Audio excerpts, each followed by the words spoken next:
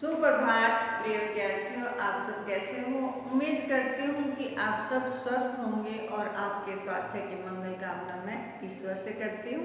प्यारे बच्चों, आज इस कक्षा में मैं आपके समक्ष हिंदी व्याकरण विषय अव्यय या अभिप्राय शब्द को लेकर उपस्थित हूँ। इस विषय को हमने पिछली कक्षा में भी पढ़ा था और पिछली कक्षा में हमने अव्यय की परिभाषा और अव्यय के भेदों के बारे में जाना था। अव्यय के 5 भेद हमने जाने थे: क्रिया विशेषण, संबंध बोधक, समुच्चय बोधक, विस्मयादि बोधक और निपात। उनमें से हमने क्रिया विशेषण को किया था, क्रिया विशेषण की परिभाषा जानी थी, उसके भेदों के बारे में भी जाना था। आज मैं इस कक्षा में अव्यय के दूसरे भेद को लेकर उपस्थित हूँ। जो अव्यय का दूसरा भेद है वो है संबंध बोधक। कौन सा भेद है? संबंध बोधक। और संबंध बोधक की परिभाषा क्या है? जो शब्द संज्ञा या सर्वनाम के साथ जुड़कर उनका संबंध वाक्य के दूसरे अन्य शब्दों से बताते हैं, उन्हें हम संबंध बोधक अव्यय कहते हैं। जैसे की ओर, के पास, से लेकर, से दूर, के साथ आदि ऐसे शब्दों का प्रयोग हम करते हैं। और इसकी पहचान के लिए संबंध बोधक अव्यय से पहले आप आमतौर पर प्रसर्ग आते हैं। जो अव्यय शब्द है जैसे साथ, के साथ, ऊपर, के ऊपर, जो ऊपर अव्यय शब्द है उससे पहले क्या लगते हैं? प्रसर्ग लगते हैं। इसके उदाहरण देखिएगा, राम और सीता के साथ लक्ष्मण भी वनवास को गए। क्या कहा गया? राम और सीता के साथ लक्ष्मण भी वनवास को गए। तो यहाँ पर क्या आया? के साथ, के साथ का प्रयोग हुआ। तो के साथ यहाँ हमने देखा कि ये जो लक्ष्मण के साथ क्या है? पहला लिखा था उनका संबंध वाक्य के, जो वाक्य का दूसरा शब्द है उनके साथ हुआ है सीता का, और राम का संबंध किसके साथ दिखाया गया है? लक्ष्मण के साथ, कि लक्ष्मण भी उनके साथ वनवास को गए। आइए दूसरे उदाहरण से भी जाने। पत्रकारों के अनुसार यह सब अफवाह है। जो अफवाह है, जो बात है, वो किसके अनुसार अफवाह है? जो बात है वो क्या है? दूसरा वाक्य बनाता है। और यहाँ पत्रकारों के अनुसार यह सब क्या है? अफवाह के अनुसार आने से यहाँ पर ये क्या है? संबंध बोधक अव्यय का प्रयोग हुआ है। अब आगे बात करते हैं हम तीसरे भेद की ओर, जो है समुच्चय बोधक। तीसरा भेद क्या था अव्यय का?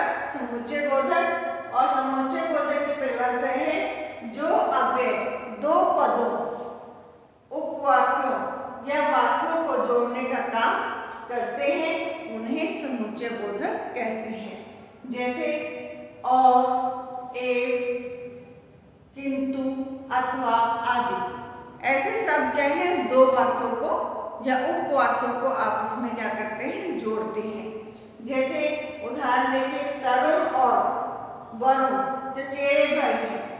दो पद है, तरुण, वरुण, और उन दोनों में क्या है? आपस में संबंध बताया है, आपस में उन दोनों को आपस में जोड़ दिया गया है। उन दोनों को आपस में क्या है?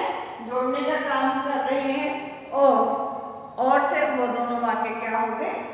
जुड़ गए, वरुण और तरुण। और लगाते ही हमें बोध होता है कि ये समुच्चय बोधक अव्यय है। आइए एक और देखिए उदाहरण। अनंत अच्छा खेलता है, एक वाक्य हो गया, परंतु जीत नहीं पाता, दूसरा वाक्य। उपवाक्य या वाक्यों को जोड़ने का ये क्या है? परंतु। इससे हमने उस दूसरे वाक्य को जोड़ा है, तो ये हमारा समुच्चय बोधक हो गया। अब आपने ये जान लिया। अब देखते हैं समुच्चय बोधक अव्यय के भेद। समुच्चय बोधक अव्यय के दो भेद होते हैं। आइए देखिए, समुच्चय बोधक अव्यय के दो भेद होते हैं। एक है समानाधिकरण और दूसरा है व्याधिकरण। समानाधिकरण में हम जानेंगे कि जो अव्यय समान पदों, वाक्यांशों या वाक्यों को जोड़ने का कार्य करते हैं उन्हें हम क्या कहते हैं? समानाधिकरण समुच्चय बोधक अव्यय। जैसे बादल आए और वर्षा होने लगी। एक उदाहरण देखें, बादल आए और वर्षा होने लगी। इसमें क्या है? दो वाक्य हैं, दोनों को और लगाने से और समुच्चय बोधक लगाने से हमने इसे जोड़ दिया। एक और देखें, तुम बस से जाओगे या गाड़ी से, या शब्द का प्रयोग किया तो यहाँ भी क्या है? समुच्चय बोधक अव्यय। अब दूसरा है व्याधिकरण समुच्चय बोधक अव्यय। आइए इसे जाने। जो अव्यय किसी वाक्य के एक या उससे अधिक उपवाक्यों को आपस में जोड़ते हैं वे क्या कहलाते हैं? व्याधिकरण समुच्चय बोधक अव्यय। जैसे मैं जुटा रहा जिससे कि काम पूरा कर सकूं, जिससे कि आया, यहाँ पर हमें व्याधिकरण समुच्चय बोधक का बोध हो रहा है। और दूसरा वाक्य देखें, मैंने पूरा जोर लगाया फिर भी बोरी उठा न सका। मैंने पूरा जोर लगाया फिर भी बोरी न उठा सका। फिर भी ये दो वाक्यों को जोड़ रहे हैं। यहाँ भी क्या है? हमारा व्याधिकरण समुच्चय बोधक अव्यय। तो हमने जाना कि किस प्रकार हम समानाधिकरण समुच्चय बोधक अव्यय और व्याधिकरण समुच्चय बोधक अव्यय, ये दो भेद हमने समुच्चय बोधक के पहचाने। अब हम चलते हैं अपने चौथे भेद की ओर। आइए देखिए, चौथा भेद है हमारा विस्मय आदि बोधक अव्यय। कौन सा है? विस्मय आदि बोधक अव्यय। इसमें एक परिभाषा जानेंगे। जो अव्यय वक्ता के मनोभाव, जो कहने वाला है उसके मनोभाव को दर्शाते हैं, उनके भावों को प्रकट करते हैं। जैसे आश्चर्य का भाव है, हर्ष का भाव है, शोक का भाव है, इच्छा का भाव है, ऐसे भावों को जब प्रकट करते हैं उन्हें हम कहते हैं विस्मय आदि बोधक अव्यय। तो विस्मय आदि बोधक अव्यय में जैसे आप उदाहरण देखें, बाप रे इतनी गर्मी। हमने बाप रे इतनी गर्मी एक आश्चर्य भाव से हमने उसको प्रकट किया, तो वो हमारा बना आश्चर्य बोधक। और दूसरा देखिए, वाह कितना सुंदर फूल है। वाह कितना सुंदर फूल है। हमारे जो भाव हैं उसी के अनुसार उत्पन्न होते हैं। अब वाह कहते ही हमें खुशी का भाव उत्पन्न हुआ, तो ये प्रशंसा बोधक, फूल की प्रशंसा की गई है, तो यहाँ पर हमने उसको क्या दिया ना? प्रशंसा बोधक। और फिर उसके बाद देखें घृणा बोधक। इसमें घृणा करते हैं, छी कितनी गंदगी है, धिक्कार है, ऐसे हम घृणा के भाव उत्पन्न करते हैं। उसके बाद आता है हर्ष बोधक। वाह शाबाश अति सुंदर। इन शब्दों से हम क्या करते हैं? हर्ष उत्पन्न करते हैं। दूसरा है चेतावनी बोधक। चेतावनी देना, बचो और सावधान, सावधान हो जाओ, ठीक है। ये हमें क्या करते हैं? चेतावनी का बोध कराते हैं, चेतावनी के भाव उत्पन्न करते हैं। अब आगे चलते हैं इच्छा बोधक। इच्छा बोधक में आता है काश, यदि आदि शब्दों का प्रयोग, काश में काम कर लेता। अब है शोक बोधक। त्राही त्राही, उफ, हाय राम, ऐसे शब्दों का प्रयोग करते हैं। तो ये था हमारा विस्मय आदि बोधक। अब हम अव्यय के पांचवें भेद की ओर चलते हैं, जो है निपात। परिभाषा को जान लें। जो अव्यय किसी शब्द या पद के बाद लगकर उसके अर्थ विशेष पर बल देते हैं। कोई क्या है? शब्द किसी अव्यय या पद के बाद, कोई भी पद, वाक्य में शब्द क्या होते हैं? पद होते हैं।